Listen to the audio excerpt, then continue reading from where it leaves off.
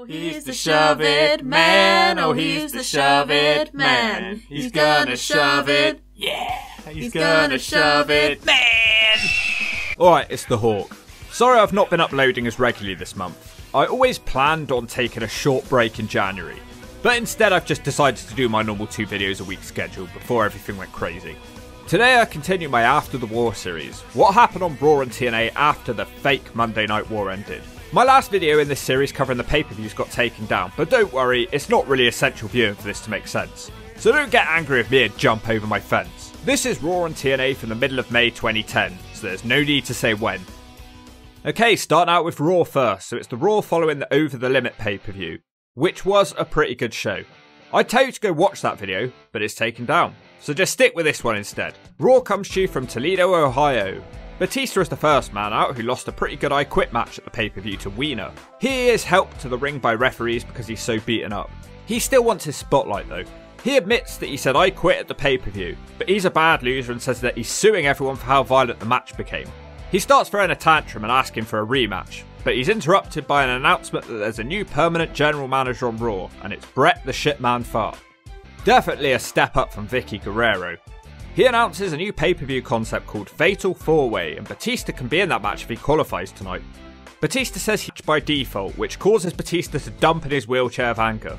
Batista screams that he quits again and slowly leaves while smacking his ass at the fans. And this was actually all legit, and Batista was gone from the WWE for 3 years. He also was legitimately injured with a compressed spine. This would all eventually lead to everybody's favourite, Blutista. The opening match is one of those qualifiers that the shitman spoke about. It's Mark Henry facing the Great White Sheamus. Sheamus is destroyed for a bit before a chop block helps him take the wider man down. Sheamus briefly works his shoulder. It's a pretty slow, boring match with the crowd being dead for it. Henry gets back to his feet and it's all easy now as the Great White keeps running at him like a moron. Henry almost finishes him off with a big splash just to 2. The Great White looks like he's trying to dive now, but he's too slow and Henry presses him and tries to throw him, but his arm gives out and Sheamus hits Henry with a brogue kick. That's the 3. A really pointless match that I never want to see again. They tell us 50 times that Sheamus has won a place in the Fatal 4-Way match. I guess little kids all have ADHD and need to be told until it sinks in. Smack them all with a brick and be done with it. Let's jump over to the TNA show. So we're coming off the Sacrifice pay-per-view for TNA. It wasn't exactly a great show. More like it blowed. As usual, we're in the Impact Zone in Florida. Nothing exciting about that. We start with news that we're about to get a reveal of the top 10 rankings for RVD's title, as decided by a committee. The first person we see on the show is... oh no. It is the leader of the Grey Crew, Eric Bischoff, along with his assistant, Miss Tessmacher, who I have no issues with. TNA has gone all out with this top 10 thing. They literally invested in 3 flipboards for this massive event. Bischoff tells everyone that he knows they've been waiting for the big announcement. He's wrong. The championship committee is Hulk Hogan, Dixie Carter and Eric Bischoff. In order for a wrestler to qualify, they had to place well in fan voting, also have a good win-loss record, and the third is a TNA win-loss record. I have no idea what he's talking about at this point. Let's just call it a battle of favouritism. This is happening because the original fan poll failed and everyone voted for Desmond Wolfe and Matt Boring. Bischoff and Hogan didn't want them to be popular, so we're doing this instead. Number 10 is Samoan Joe. Why do they even bother bringing him out? Number 10 means he's pretty much lost. Now they're doing a hype package for this guy who finished dead last in the popularity contest. Number 9 is the Welsh Roider Rob Terry. So Samoan Joe is worse than Rob Terry. You couldn't make this up. The hype package says that he's one of the best men in the squared circle today. Desmond Wolfe is number 8. Wish he'd been higher. Number 7, the Pope D'Angelo De Niro. This could take a while. Why do they have to bring people out who are literally so far down the pecking order that they have no chance? Number 6, the Idiot Abyss. I actually expected him to be high, given this is a Hulk Hogan Mr. Popularity contest. Number 5, Anderson. It's weird seeing him in a suit. Number 4, Jeff Hardy. Number 3, AJ Styles. Number 2, Perk Angle. He's returning for a month off after his perk sold off the lockdown cage on Anderson. He doesn't come out though for some reason, which seems to really irritate Bischoff. I don't know why it's necessary for them to come out on the ramp. He moves on anyway to reveal that the Icon Sting has won the popularity contest and is automatically going into the pay-per-view. He's literally done nothing to earn this match apart from being a dick to the roster. If he's just a number 1 contender like that, then what's the point? Bischoff congratulates him on winning the popularity contest. He then puts him in a match against Jeff Hardy tonight. But if Jeff wins that match, it means absolutely nothing, so what's the point in the rankings? Sting starts to talk all cryptic and then smashes the boards up with his big black bat. Sting smashes the leader of the Grey Crew Bischoff in the gut with his bat. I enjoyed that one. Abyss tries to make the save, but he's smashed away with ease. Sting is scared of Jeff Hardy because he's ex-WWE and therefore stronger. Hardy slaps him, so Sting boots him in the nutsack. This brings out No Job Rob, the world champion. That distracts Sting, who is jumped from behind by Hardy, and then he does a reverse twist of fate. Jeff Hardy is a coward. That ends a pointless opening segment, a complete waste of time. They could have just named Sting the top contender without doing all of this. Especially considering the ranking system would be forgotten and abandoned in a few weeks. You're never going to get something over if you abandon it so quickly, you idiots. My TNA booking series. The Grey Crew are in the back sulking. Matt Boring walks up complaining that he lost his tag titles. Hogan says he can have a rematch at some point, but he needs to find a partner. 20 minutes into the show, we get our opening match. It's the hardcore knockout Roxy, who hasn't been seen in 5 months. I actually forgot she appeared in 2010 TNA. They reveal that she broke her ankle in a match against Hamada. She takes on Madison Rayne, who is looking her best at this point, probably because her gimmick is that she's essentially Velvet Sky. Roxy starts with several pin covers. They talk about how this match is personal for Roxy because the beautiful people shaved her bald. That is a massive stretch. Madison wasn't even in TNA at the time Roxy was shaved bald, so she can hardly be blamed for this. Roxy misses her kick on the ropes, and here comes the weak-ass offense of Madison. Roxy on her knees is almost the same size as Madison, who's on her feet. It's just not very exciting stuff. By the way, I've made a decision. If we ever get to 200,000 subscribers, my punishment is going to be sitting through every single Madison Rayne match in order to answer the time-old question, did she ever have a good match? Anyway, completely randomly, Roxy beats the champion with a voodoo drop. A 2-minute match. Don't get too used to seeing Roxy. She'll be gone again soon. Let's switch back to Raw. Back on the Vince McMahon show, it's announced that there'll be an annoying celebrity host. And it's some comedian. He looks like shit. Maurice walks up to tell him that she has some hot photos. She doesn't want to show him though. Then he says that he's invented a new nerve hold. That doesn't seem to impress her. He speaks French to her now and says he has millions of dollars, which does finally impress her. A true reflection on the modern woman. Elsewhere backstage, Edge is begging Brett to be part of the Fatal 4-Way match. Chris Jericho is also here whining and complaining. Lots of people bitching on this show tonight. The Shitman makes a triple threat for tonight for the qualification. Edge versus Cena versus Jericho. If Cena wins, neither of them qualify. Edge says he's a better Canadian than any of them. Jericho tells the Shitman not to make an enemy out of him whilst desperately trying to flex what's left of his tits. If I was the Shitman, I wouldn't be intimidated either. Maurice and Alicia Fox are apparently having a match. They're just shoved in the ring. Why are they stood so close to each other? Who does that? Are they conjoined twins or something? They'll take on Eve Torres and Gail Kim. This sure is depressing times for the division. They have neither wrestling ability or sex appeal, so it appeals to nobody. Gail hits a crossbody in the corner. She tries to follow it up with a sunset flip into the ring, which doesn't work and Maurice is in. She hits Gail Kim with a big old backbreaker. That's all she does because Eve Torres gets the tag. She hits a drop kick into a net breaker. The standing moonsault gets Eva 2 before Alicia Fox starts cheating. She hits the big boot to Eve Torres, but she doesn't slap her thigh. That gives Maurice the chance to hit the DDT and she gets the free, whilst Gail Kim stands around looking like a dumbass. I'm not sure this even went 2 minutes. So far this show sucks Solo Sikoa's ass. It is now announced by commentary that Bret Hart is no longer the US champion because he's given it up due to his new general manager role. Great US champion we got there then. So here's a match to crown a new champion. It's Ron the Truth Killings taking on The Miz. But first, The Miz will cut a promo. He says what's up is he's taking the belt back, that he should never have lost in the first place. He's The Miz and he's awful. The match starts and The Truth is wrestling well. He almost beats The Miz with a very nice pin. This causes Miz to dump in his nappy and leave the ring. We come back from an advert break and Miz is in full control because The Truth screwed up his dive out of the ring. The hammerlock takedown gets Miz ear too. He stays in control with the medium-sized boot. He boots Truth in the Tree of Woe, but he doesn't do much else. Seems like a waste of time if you ask me. Truth sort of released German suplexes him now due to The Miz taking so long. It's all Ron the Truth. He hits a flapjack and a missile dropkick. No, just a 2 for The Truth. Ron the Truth for the next big move too as he hits a downward spiral.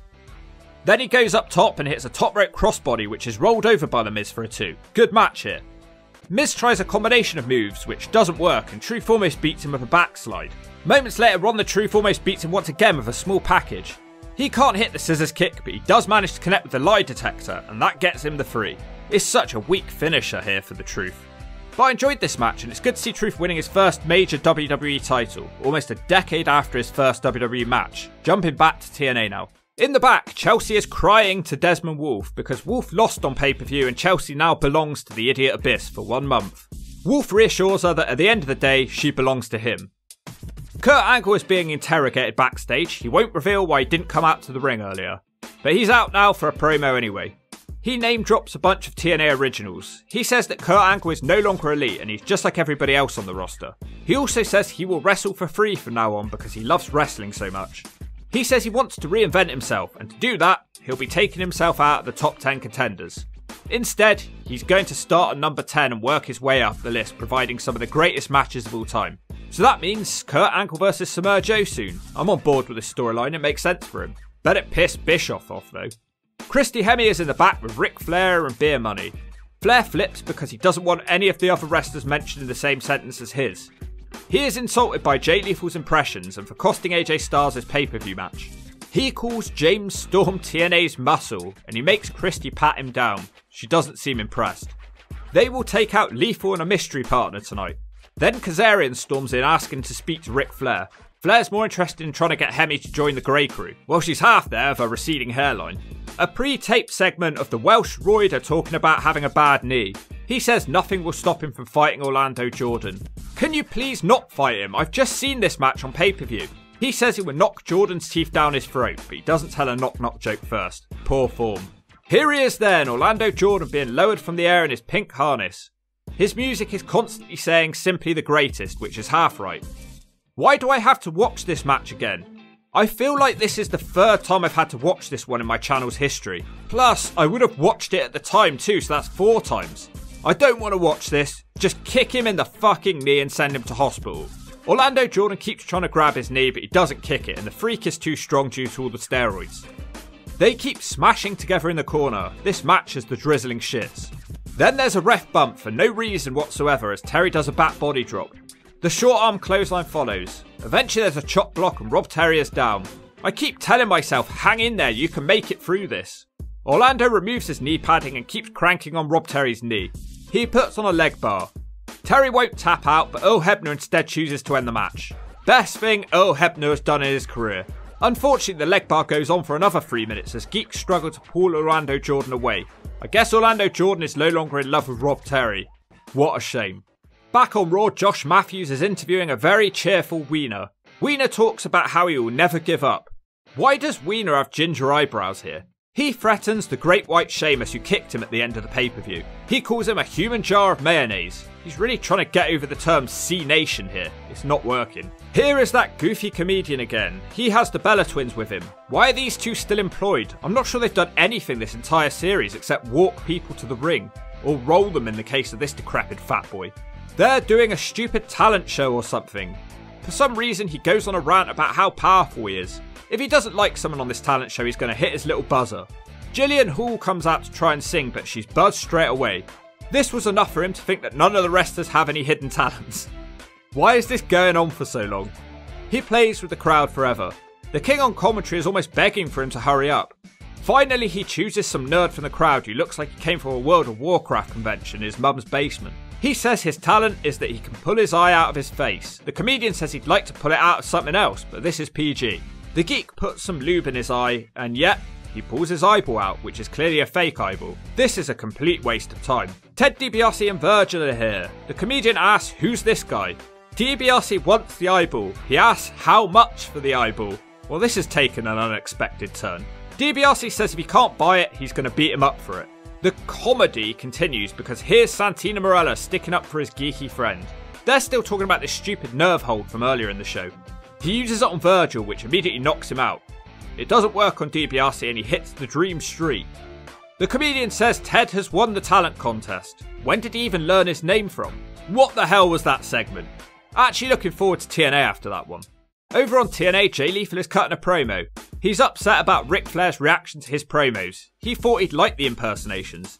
His promo is interrupted by No Job Rob, who tells him that they'll team up tonight. Lethal looks so happy with this news. Elsewhere, Jeff Hardy is putting on his makeup and talking about how he trained for wrestling by jumping on trampolines. He says he always wanted to have a match with the Stinger Steve Borden, and tonight his dreams are coming true. Lots of happy people on the show tonight. In a different corridor, two men who are not happy are the men with mohawks. Jeff Hardy's stoner friend is trying to calm down the generic mohawk. You know, Shannon, maybe try inviting him out into the back alley of Orlando Studios. I'm sure you'd have something for him to calm him down. They burst into the Dudleys' locker room. Bubba says he attacked him at the pay-per-view because he felt that the Mohawks didn't deserve their spot on the card. Bubba says he's not jealous of their success, and he obviously is. Jesse no longer likes his trainers. We've got a match now. It feels like it's been a while. It's Beer Money Inc. taking on Jay Lethal and his partner as No Job Rob, Mr. TNA. As usual, his music is incredibly popular with the live crowd. Jay Lethal starts out with a cartwheel into the dropkick. Rude tries to throw him out the ring, which doesn't work. What does work is Storm interfering and pushing Lethal off the top rope. Storm has the tag and throws some knees into a big clothesline which beheads Jay Lethal. Big double back body drop from Beer Money now. After a bit, Jay Lethal's able to hit a handspring back elbow and No Job Rob has the tag. The big kick in the corner takes out Storm, but the step over kick doesn't work on Rude, who boxes him. Instead, RVD nails the top rope thrust kick on Rude for a 2. Beer Money try the double team, but Rob's still kicking them. Lethal makes a blind tag in the process and he hits a missile dropkick and the Lethal combination. RVD also hits the Rolling Thunder as Lethal puts on the figure 4. Rob throws himself out the ring and completely unexpectedly, Robert Roode taps out to the Jay Lethal figure 4. So presumably the team of RVD and Jay Lethal are now the best tag team in TNA. Well, not sure they're better than the men with mohawks, but we'll see if this goes anywhere. Flair objects to the finish of the match and he fights Jay Lethal on the entrance ramp. They fight to the back as RVD stands around looking confused. He keeps standing around, so they randomly start blaring out his entrance music again, which the crowd love. He is high-fiving the crowd when a man in a Sting mask hits him with a chair. He then reveals that it's Sting under the Sting mask. Why? What the hell was the logic behind this one? And for the second time in TNA history, Sting beats up RVD with ease, and he can't respond. Let's go back over to Raw. Back on Raw, we've got a tag team match. The Hart Dynasty of Natalia Neidhart will take on jobbers William Regal and Vladimir Kozlov, who are just shoved in the ring. Regal hits a simple smack and some knees and tags Kozlov in. Vladimir hits the power slam for a 2. He's unable to power Tyson Kidd again, and he gets a kick from the apron. D.H. Smith has the tag and he keeps smashing his body into Kozlov. He's stopped by a headbutt and Regal is tagged again. Straight away, the Dynasty beat Regal with a heart attack. And then after the bell, the Usos and Tamina jump the Dynasty and they all do a splash from the top. It doesn't seem to be very important because Lawler instantly starts talking about the main event without mentioning what even just happened. The geeks from NXT are interviewed now. Wade Barrett says, like all good Englishmen, he wants the ginger one to lose. All 4 of these guys are exhausting to watch, they're sending me to sleep. This is apparently hype for NXT. Would the thought of watching Heath Slater versus David Utonga really get anyone to tune in? Back to TNA. We have Jeff Hardy in the ring talking about how nobody knows what goes on inside his head. We all know, Jeff, you mostly moan to yourself about people stealing your finishing manoeuvre. Jeff Hardy threatens Sting for the main event, which is only 20 minutes away, so what's the point? Somewhere backstage, Gunnar and Murphy have arrived to collect Abyss's property, Chelsea. Wolf talks to them like they're bailiffs. He asks if they enjoy doing their job. He also says you love forcing beautiful women to do things that they don't want to do. Here's the idiot Abyss coming out to the ring. This storyline is getting more ridiculous by the second. Abyss calls out Desmond Wolf and says it's time to hand over his property. Here they come. Abyss says at the pay-per-view he made Desmond Wolf his bitch and tonight he's taking his bitch. Wolf says he won't let Abyss take his property and says it'll be over his dead body. The heel Desmond Wolf kills 3 men with shots to the nutsack. He proceeds to beat up Gunnar and Murphy. Why don't they just leave? Now Desmond Wolf has a glass bottle which he smashes, and then he slowly walks towards Abyss menacingly. Abyss looks terrified. Wolf is thrusting the glass at him like a bar fight in Bridgewater Bay. He slices Abyss in the arm with the glass. Chelsea seems to be having second thoughts. He has Abyss in the corner and he goes to stab him to death, but Chelsea is distracting Wolf. Abyss slaps the glass away and does the black hole slam. Abyss points at his property with a Hulk Hogan "You." The big monster forces Chelsea up the ramp to do God knows what to her. As he carries her away, the commentary team say, well, let your imagination run wild with what Abyss is going to do to her. Taz says that's gross. Do you really think that inferring that Abyss is going to force her against her will is going to help him gain popularity? It just makes his character look even more simple and even more like Lenny from Of Mice and Men. What a strange storyline. But don't worry, the band are here. They are the tag team champions, the greatest TNA tag team champions of all time. Eric Young cuts a promo bragging about being friends with Nash and the one who looks like Elvis. He says they are blood brothers and these are the only two men in the business he has anything in common with. I highly doubt that, by the way. He praises Kevin Nash for being the most honest man in the business. Eric says they are here to make the big bucks, not entertain the fans. He ends by saying they will beat everyone up and there's nothing anyone can do about it. For some reason, Elvis reacts like this was some sort of incredible one-liner. It wasn't. They are interrupted by the men with mohawks. They lost the match for the tag titles at the pay-per-view because of Blubber Ray. This will be Jeff Hardy's Stoner Friend versus Eric Young. Shannon with a bunch of arm drags into the dropkick. Now it's the inverted atomic drop followed by a leg drop. Shannon's kicking his ass. He gets a 2 on a diving crossbody now. Eric finally stops him with some brawling. He gets a 2 sweep followed by a dive from the middle rope. Nash tries to hit Shannon with a tag belt, but the ref catches him in the process. Nothing comes to this ref distraction, so I have no idea what the point was. Shannon with a nice springboard off the ropes into a wheelbarrow bulldog. He's at the top of his game here and it's pretty fun to watch him. Shannon with a whisper in the wind type dive now for a 2 count. Oh no, once again Blubber Ray is here. Jesse Neal charges him on the ramp and spears him. Everyone is distracted by this, which allows the one who looks like Elvis to hit the Stoner Friend with the tag belt. Eric Young wins the match with a pile driver. A pretty fun 3-minute match, lots of main characters on the TNA show here. Blubber Ray isn't done and he hits a big boot to the back of Jesse Neal's mohawk. He says he brought Jesse into the business and he'll take him out of it. WWE time. Okay, so it's the last part of Raw. Edge and Jericho meet backstage. Jericho says that Wiener is too hurt for this match. Why does Jericho keep trying to flex his pecs? Here's the main event then. Wiener makes his way out and the little kids go nuts. Also in this triple threat match is Edge and Chris Jericho, who looks like a bowl of custard at this point in his career. As you may have guessed, Jericho and Edge team up against Cena for the opening stages. Super Wiener keeps overpowering them and throwing them away. He fights out the walls of Jericho as we go to an advert break. When we come back from the advert break, Wiener is losing. Heaven forbid we show Wiener getting beaten up on telly. Jericho's distracted and Edge almost rolls him up and they both smack each other down for a double down. Back on their feet, Jericho randomly ducks and Wiener goes flying through the air. They all look confused about what happened, so I don't think this was meant to go down. Wiener eventually wakes up, but he can't hit the FU as Jericho turns it into a DDT for a 2. Edge has been gone from the ring for ages at this point. Nothing even seemed to happen to him. Jericho sends himself into the ring pole and Super Cena starts waking up. He hits the powerbomb into the 5-knuckle shuffle. Chris Jericho manages to get out of the attitude adjustment, but he sort of falls over and then Edge weakly spears him in the corner. Cena puts the STF on Edge. Luckily for him, Jericho wakes up and puts Cena in the walls of Jericho. Now he's got Edge in the walls of Jericho. After a while, Wiener bulldogs him away. Now Cena reverses a crossbody and he picks Jericho up looking for the attitude adjustment, but Edge spears Wiener. This is a triple down. When they get back up, Edge and Jericho keep almost beating each other whilst Wiener rests. Edge pushes Wiener into the code breaker, and then for the second time in the match, Edge spears Jericho and that is the 3. Man, Edge's spear sucks. I never remember it looking so bad when I was a kid. Did his execution of this move get worse over the years? Put that down in the comments below. The Great White, Sheamus, is here once again. 3 of the 4 men for the next pay-per-view stare at each other. Orton makes his way out and also stares at them. He did nothing to even get in the match, and that's it. 2 okay matches and nothing else you could possibly ever want to see. I guess Batista leaving is a big moment, but all that's doing is making an already weak roster even weaker. The Divas suck, the tag division sucks, and the guest host sucks. Let's catch the last part of TNA before I spray.